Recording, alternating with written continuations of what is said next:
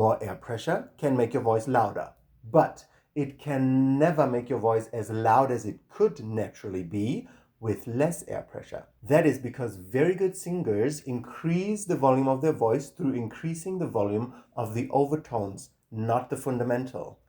Here's what I mean. Hi folks, I'm Voume. I'm a singer and a vocal trainer, and this is my channel about anatomical vocal training.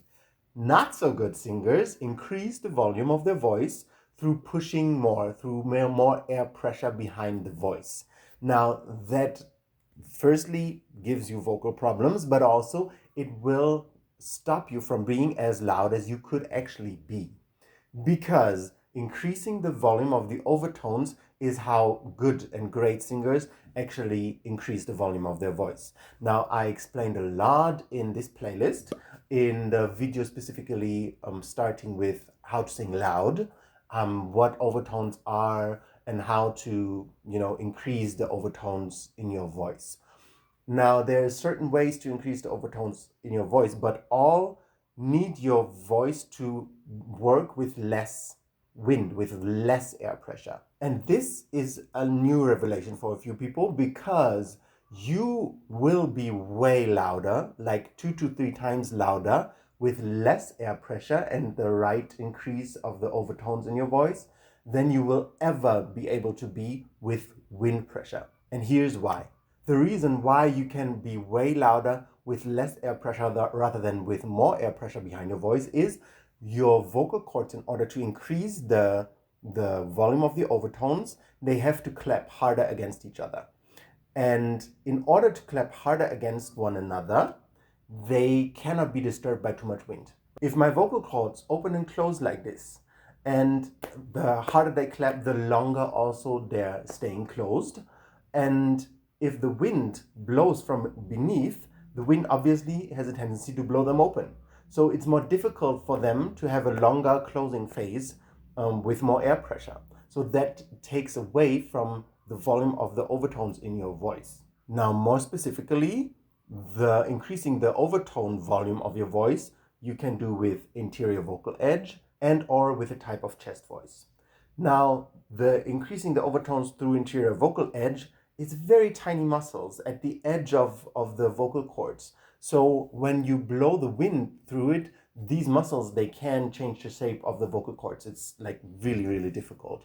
So therefore, you're taking away the ability of your vocal cords to change the shape when you blow too much air. Secondly, the types of chest voice that we have, also they work with closing the vocal cords harder and having a longer vocal closure rather than a not so long vocal closure while they vibrate, which I explained in depth in that video. But my point is, when you blow air, then it takes away from the actual functionality of your vocal cords clapping harder against one another. And that's why this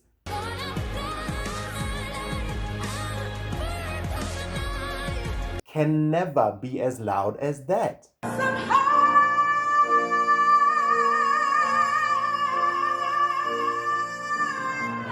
Because when you hold the air back in your lungs, then you give the vocal cords the freedom to actually do their work properly. So stop trying to blow your glottis open and creating more air pressure and therefore more volume and for the fundamental tone, and rather start to create more space and have the vocal cords clap harder against each other so that the overtone volume in your voice increases. Because also when you blow air and you try to close your vocal cords nicely, then your vocal cords, obviously when there's pressure beneath, they're pushed upwards, right? And upwards towards the vestibular folds, which I explain in depth in this video series, why this is so detrimental to your voice and why this makes you hoarse and sore and can even give you edema, which we don't want, right? We want a healthy, free voice. So the more air pressure is actually giving us a lot of problems for the voice, especially when we try to use it for singing higher or louder. If you want to understand in more depth how to do that and what to do and what muscles to train, go to my full anatomy playlist where I explain everything about the voice and how you firstly have to open up your entire system, literally pull everything open so that you have the resonance, and then you can actually work on closing everything again and clapping harder with the vocal cords against one another. But that's a process, and it takes time and it takes input. It takes your conscious effort to actually change the way you use your voice. However, I hope that could inspire you a bit to not use air pressure anymore, to blow through your vocal cords and potentially hurt yourself, but to change your attitude towards yourself and use the overtones, use your voice in order to increase the volume of the overtones, which is more of a feeling of holding back the breath, because when they really close tightly, it feels like you can't even breathe out. It's like holding your breath, the feeling. So if that gives you something, please leave me a like in the video and subscribe to my channel and leave me a comment if you like. And I hope to see you around. Don't go yet, here's some important information.